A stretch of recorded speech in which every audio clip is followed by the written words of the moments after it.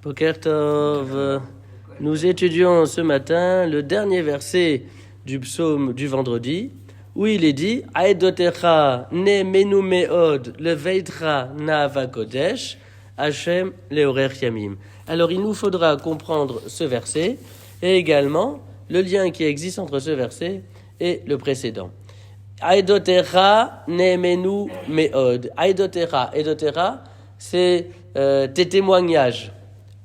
Nehemenu meod, tes témoignages sont extrêmement fidèles, comme Neheman. À propos de Moshe Rabbeinu, la Torah nous dit Nehemanu. Et de la même manière, on dit dans la 3e bénédiction de l'Amida, à propos de Dieu, quand on lui parle, on dit Venehemanata l'achayot metim, et tu es fidèle, tu es fiable dans la parole que tu prononças, dans la promesse que tu formulas, à savoir celle de faire revivre les morts. Donc ici, le verset dit Aedotecha nehemenu meod, tes témoignages sont extrêmement fidèles, fiables. Le veitra nava kodesh, le veitra en ce qui concerne ta maison, c'est-à-dire ton temple, nava kodesh, cette demeure sacrée, Hashem, o Hashem, les horer yamim, pour la longueur des jours. Alors voilà un verset qui a priori est difficile à comprendre, mais les commentateurs expliquent la chose suivante. Aedotecha, tes témoignages, de quoi s'agit-il? Tes témoignages, ça veut dire les témoignages qui sont portés par toi et qui nous ont...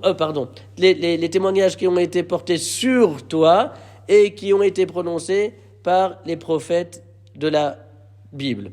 Les prophètes parlent de Dieu, témoignent de Dieu et ont formulé un certain nombre de promesses vis-à-vis de la reconstruction du Beth Amikdash. Le verset précise, Nahava Kodesh, cette demeure Kodesh, c'est-à-dire cette demeure où on va pouvoir avoir accès à la Kedusha, c'est-à-dire à la dimension inaccessible de la vie. Et donc, c'est vrai, tu as promis par l'intermédiaire de tes prophètes de reconstruire le Beth Amikdash. Ce sont des promesses qui sont fiables, fidèles, au Hachem, les horer yamim, même si ça dure. Le horer yamim, c'est la longueur des jours. C'est une expression qui renvoie à un temps qui s'écoule très lentement et qui s'étend dans l'espace-temps.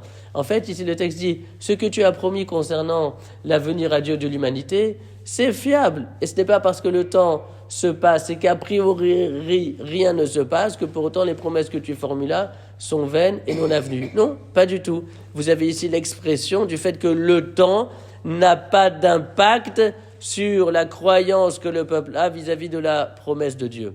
Alors de cette manière, on comprend bien le rapport avec le verset précédent qui se concluait par « Adir Bamarom Hashem ». Tu es puissant, ô Hashem, Bamarom, dans les hauteurs. Dans les hauteurs, c'est-à-dire pas encore ici. C'est-à-dire qu'ici, on ne voit pas cette toute-puissance divine pouvoir s'exprimer. Alors c'est la raison pour laquelle le verset dit qu'un jour viendra, quand on ne sait pas, mais la croyance d'Israël, c'est la certitude que ce jour viendra, que Akadosh Baruch Hu sera à dire puissant Bamaram dans les hauteurs, mais aussi ici-bas, et que les êtres de chair et de sang pourront voir avec leurs yeux cette réalité divine à l'origine de la vie, et qui sera source de bénédiction et de bienfaisance pour tous les hommes.